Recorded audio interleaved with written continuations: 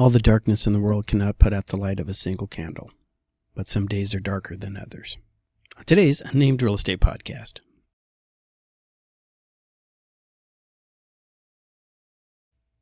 Well, hi there. My name is Charles Ray Dawson. I'm the Associate Broker Residential Sales Manager at ProStar Realty. This is the Unnamed Real Estate Podcast, episode 234. And it's Thursday, July 31st.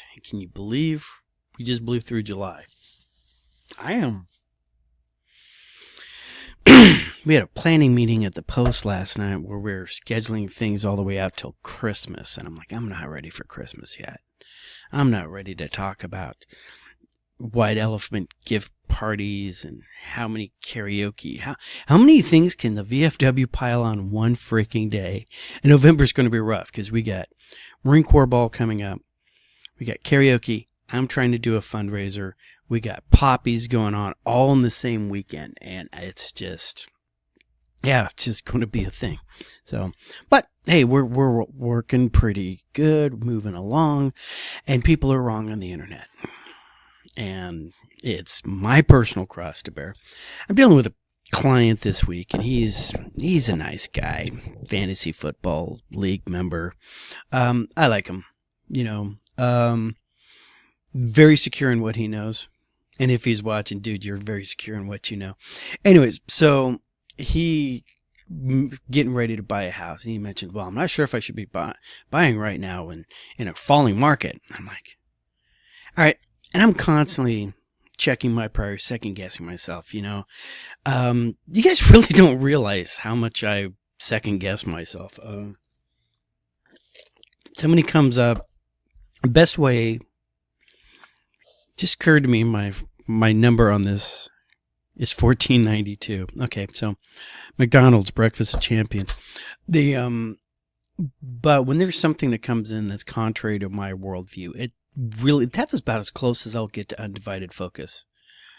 When something does not go the way Ray expects it. So if I'm sitting there pretty, just staring off into space or just sort of all over the place, it's because the world is proceeding according to my plans, right? But man, you say something that runs contrary to my, to my worldview, and I'm suddenly hyper-focused. Repeat yourself. Now explain that. How did you come to believe these foolish thoughts of yours? So, and then they rattle on how they saw it on Rachel Maddow or something or whatever. So, but this gentleman is really, really convinced that, we're in a down market. All right. And I've been saying for quite some time, we're in a buyer's market, but buyer's market does not a down market make. All right. And I got some evidence to back that statement up. Now, just to follow up on that, last night, as I'm perusing the YouTubes, another agent here in Phoenix, her face, okay, and I hate the thumbnails that do, yeah, that was just for you.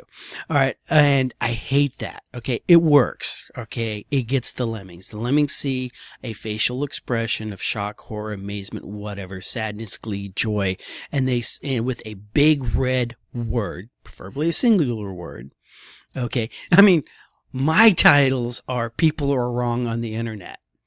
Their title would be Wrong, okay? Which is why that particular 7 has 7,000 views in the last 2 weeks, and I'm averaging 10. So, on a good week. So, thanks to my 4 or 5 listeners and subscribers out there actually pay attention to this. All right, glad I'm putting out quality content. So, yeah, I woke up this morning thinking about that. I'm like, wow, that really shocked me because, particular, what's the term? T-rot, that realtor over there, just because she makes the face, okay, and she has that thing, she can then lie to you about foreclosures. All right, and at least 7,000 people are going to listen to that going, oh my God, foreclosures are going up.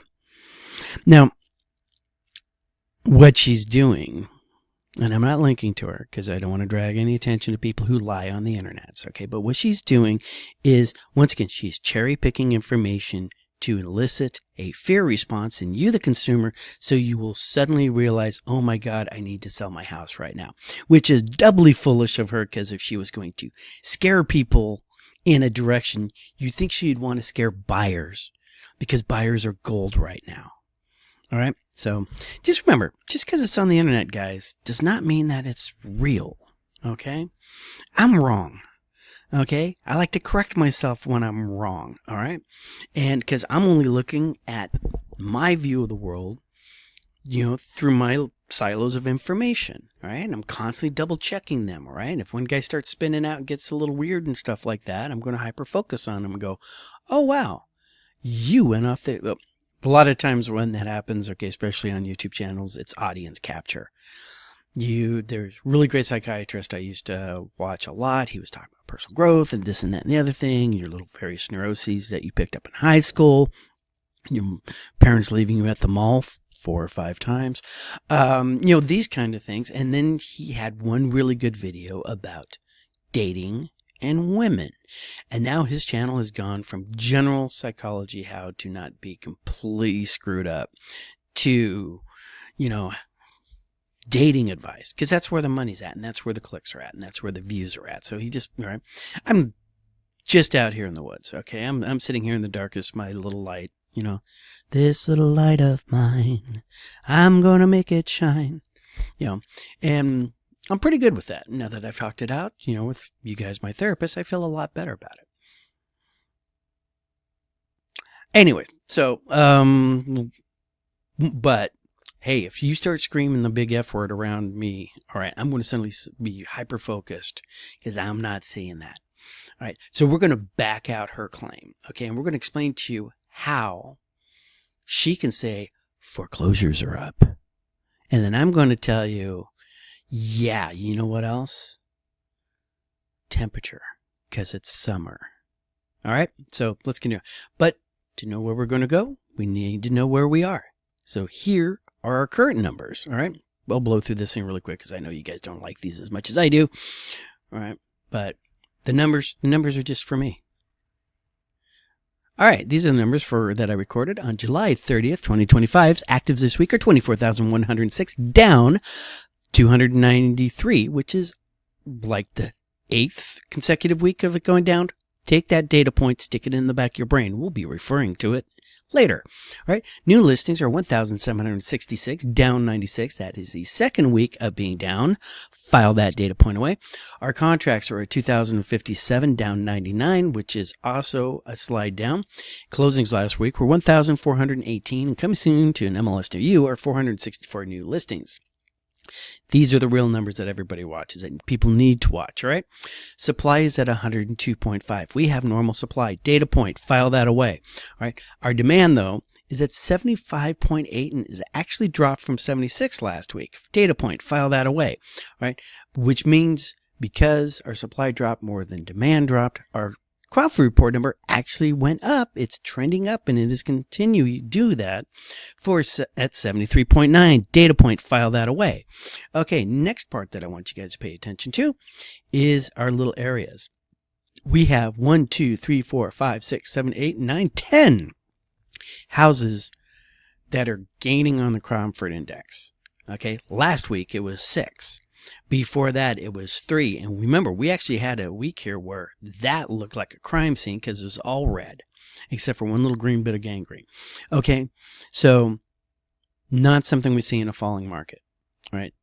I'm not saying these numbers are great, but this is recovery. When you got to pull out of a dive, there's going to be that little time where you're not gaining altitude, but you're no longer falling. You're coasting, all right?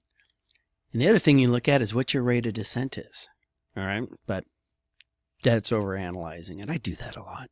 All right. So, but follow it up. Paradise Valley. All right. You want to know how the rich are doing right now? Okay. The rich are doing very well because the stock market's doing very well. All right. Paradise Valley's gone up to 171.8. That is up 39% from this time last month.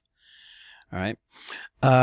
Chandler has moved since last month into a seller's market. They're at 113. or last month they weren't. Fountain Hills is one of our losers. They're starting to drop at 107.7. But remember, Fountain Hills is also one of those rich aspirant places, okay? People who can't live in Paradise Valley or Scottsdale move to Fountain Hills because the deals are a bit better out there, right?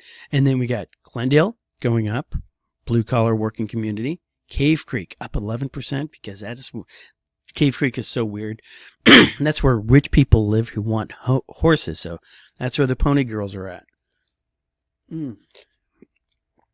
All right. And off of the rest of this thing, Avondale, Scottsdale, Phoenix, Mesa. These are all your balanced markets. Now into the buyer's markets. Gilbert has moved into a buyer's market over the last month. Tempe, okay, was already in a buyer's market, now just came off a little bit more, but a 1% drop month over month. Goodyear's improving again, up 6% from last month, 78.4. Peoria standing pat at 0% statistically, but if you notice, they went from 73.9 to 74, slight bump up, not enough to make it interesting. Surprise is awesome and losing. We've been watching them do that for a while. Big markets to buy in right now are Maricopa and Buckeye, and if Maricopa keeps falling like that, they're going to fall under Buckeye again. So you want your deals, you're looking at Queen Creek, Maricopa, and Buckeye. I'd also look at Surprise too, depending on where you needed to live in the world. All right, but remember, and we say this a lot of times, you do not see real serious price drops. Okay, you don't see housing prices start going down until you see panic selling. Right? But what the trend that seems to be right now is this. Sellers are still trying to get this. They're eventually settling for this. Right? If they drop their price down to that. Okay, on the MLS, people see the price, price reduced or price improved, if you want to call it a marketing thing. Right? That comes down a little bit.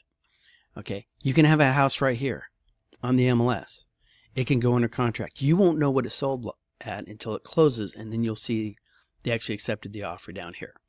Appraisers then use this to appraise the rest of the neighborhood. Here's the thing, though.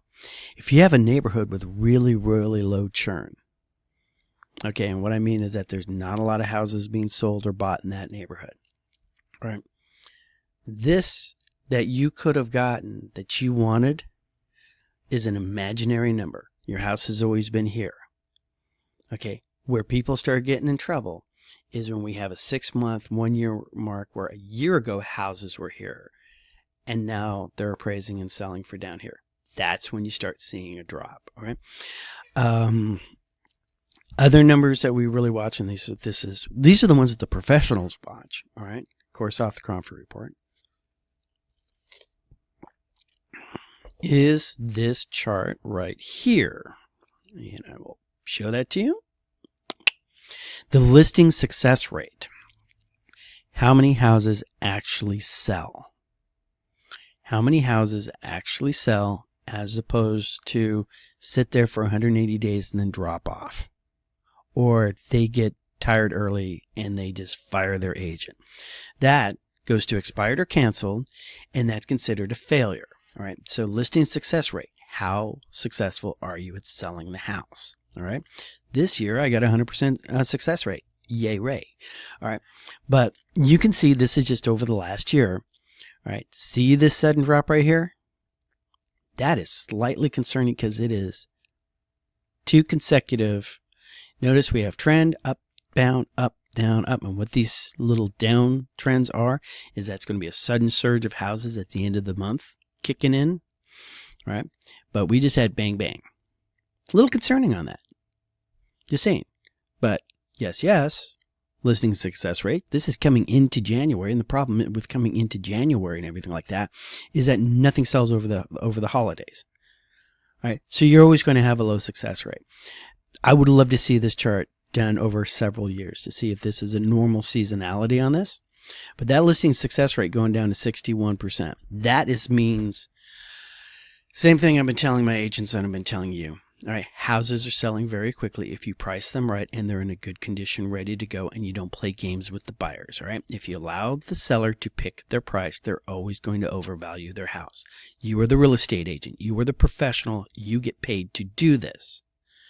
All right, when you say how much a person's house is, it has a lot more value than what they want the house to be.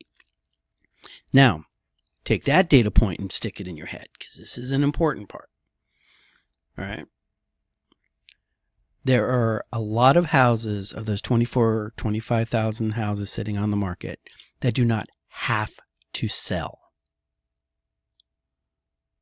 They don't have to sell. They would like to sell, but they don't have to sell. When people have to sell, we start having a bad day. All right.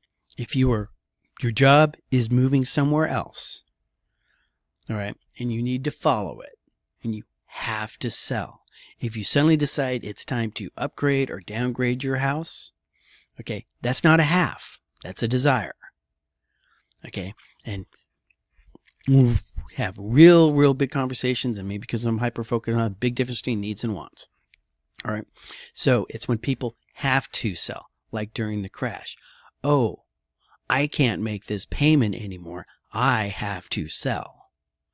That's when you start having a bad day. Okay, I want to sell this house because I want to move into something bigger. We're in a second two-story right now. We're getting old. We really should get something without stairs. We want to live closer to the grandchildren. You know, these are have to sell moments. So what we're seeing with the success rate, okay, and I do not track for you, although I do track for myself, all right, how many listings have expired or canceled, okay, but a lot of times it's like, hey, they were just testing the market for 180 days. I will sell this house if I can get 600 for it. And there are agents out there who do that. If I could sell your house for 600, will you sell it? Yes, I would. Okay, let me list it for 600. And then they run 180 days at 600 and it never sells. All right? And they do 30 of those. They have really lousy success rates, but they're okay with it. All right? Because it's a numbers game. All right? And then you see a success ratio like that. All right? So one of the myriad reasons why I'm not really concerned about this being a down market right now. A lot of people do not have to sell. When people start having to sell, that's when it's going to be bad. All right. If you took these numbers and we were sitting in the middle of recession, all right, I'd be a little bit more serious about things. If we were sitting looking at this with high unemployment, I'd be a little bit more serious about this. All right. And then finally, and this is what drives the have to sell, and where that lady from the other YouTube channel is in the wrong, are these two charts that I just pulled this morning. Okay, remember guys, it's all in the numbers. We're going to go with this one first. This is Notice a Trustee's Sale by Month. Long-time listeners of this podcast. Okay, man, I kept trying to make sure that bottom didn't get cut off, and it got cut off anyway. Oh, check that out. All right. This is going all the way back to 2015. Remember from last week how I was saying 2024 is the last balanced market that we had? All right. You still had a lot of people who were upside down. All right. They just had wrote it out. Okay. A trustee notice a sale. Okay. These are the trustee's deeds itself. All right. These are how many are actually getting sold. So let's go to this one first. This is the more important one to start with. Sorry about that. Same thing. Moving stuff all over the place. Boy, this is going to be a really ugly episode, let me tell you what. Hope nobody's getting sick with me moving your screen around on you and everything. All right. So what we got going on right here is, pay no attention to this flashing light down here. All right. This is a trustee's deeds by month. A trustee deed of sale. I want that one. That one. Come on. If I was a professional, I'd be editing this out.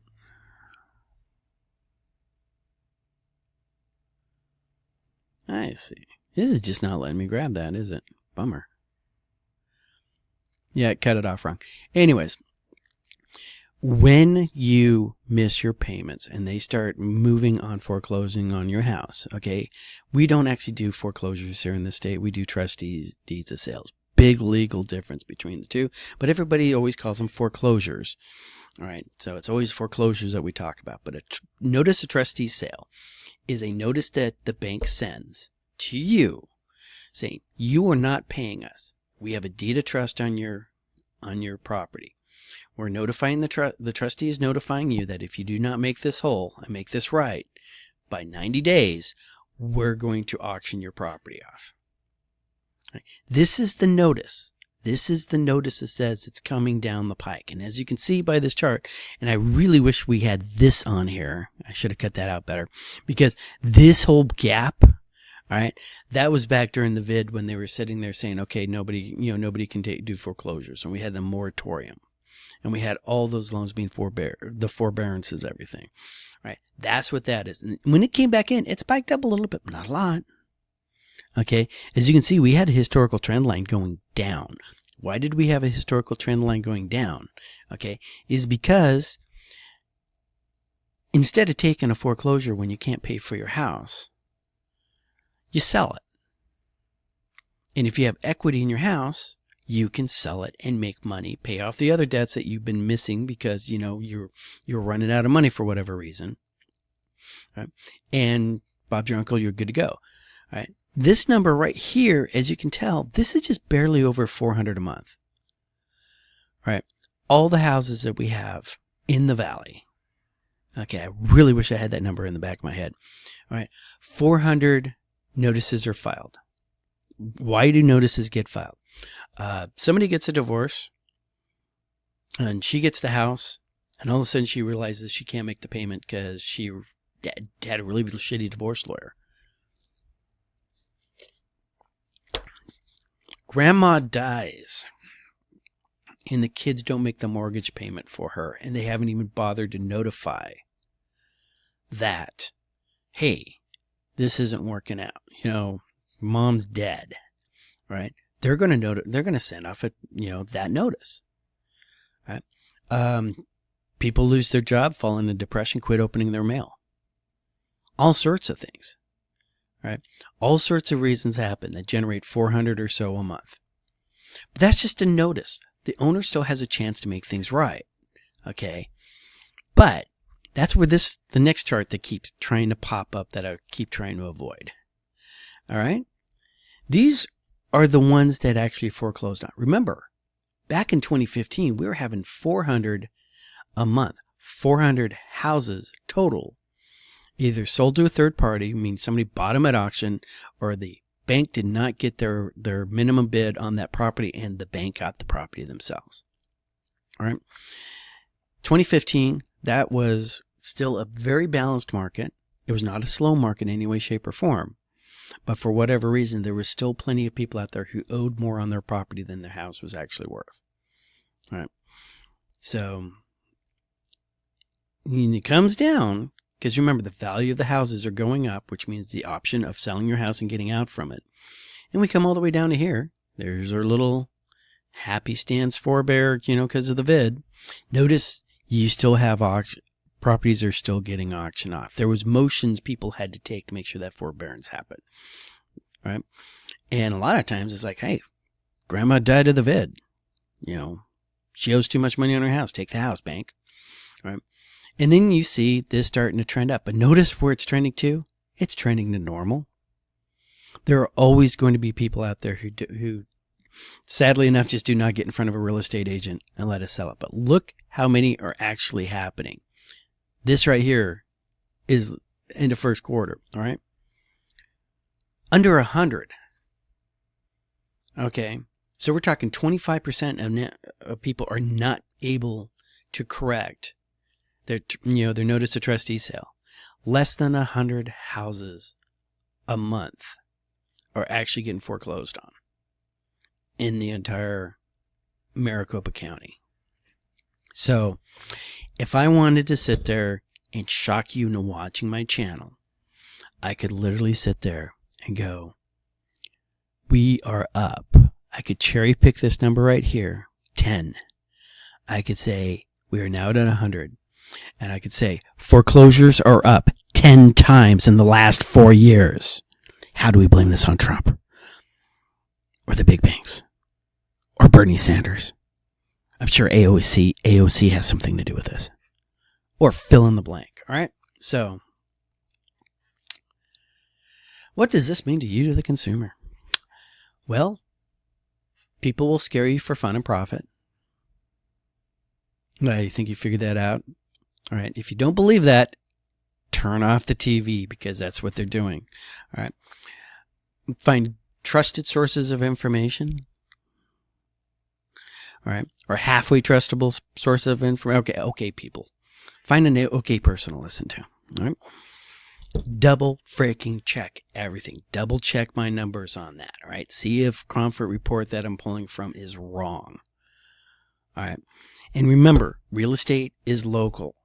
I don't care about the 3 states or the 3 cities that actually lost value the first quarter.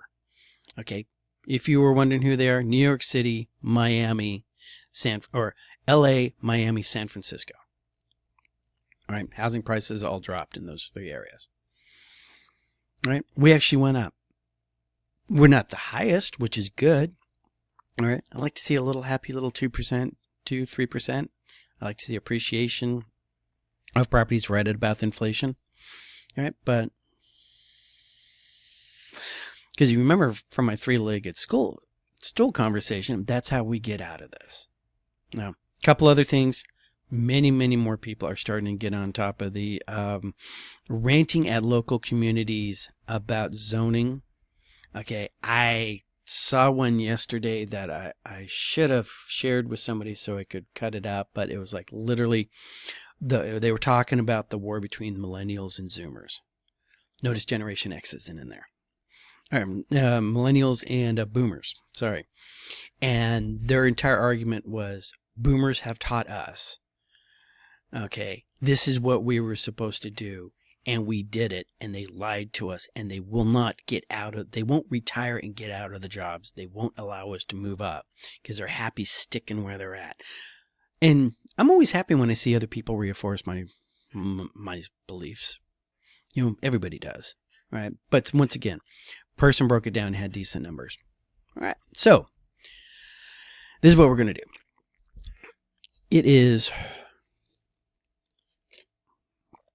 We are 7 months into this year. We got 5 months yet. We are going into the summer slowness. Okay. I don't really see it right now. I got 3 buyers I'm working with right now. Okay. Which is, like I've been telling everybody, you want buyers. All right. So I went out and found some. Okay. I suggest you do too. All right. If you are in a position where you need to sell, okay, your house has to be perfect and it has to be very competitively priced. All right. Because you don't want it to get stale. Right? If you don't need to sell, I would suggest not doing it right now. I would hold off on that a bit, right, until we start seeing demand come up. Now, yesterday, we did not get a rate cut. I did not expect a rate cut. Our GDP numbers came in better than expected. Okay. All right. And at a good rate, depending on who you listen to. Really classic example, what I'm talking about. New York Times. The beautiful thing about the internet is that it's forever. So when the New York Times has an article, GDP 1.1%, why this is great for the Biden administration, and somebody takes a screenshot of that, they can put it right next to 3% GDP, why Trump is failing us. And, and that's probably the reasons why modern media is having such a hard time, because they're used to being able to, that you would forget what they said last week. Well, now the internet's forever.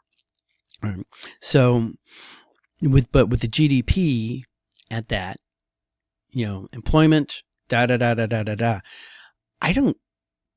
if you were just looking at the economy as a whole, I don't think we need a rate cut.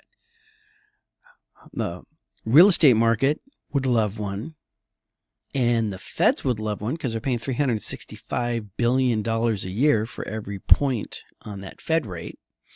All right, but there's not a let's juice the economy. I mean, 3%. I'd be happy with 3% for the rest of my lifetime.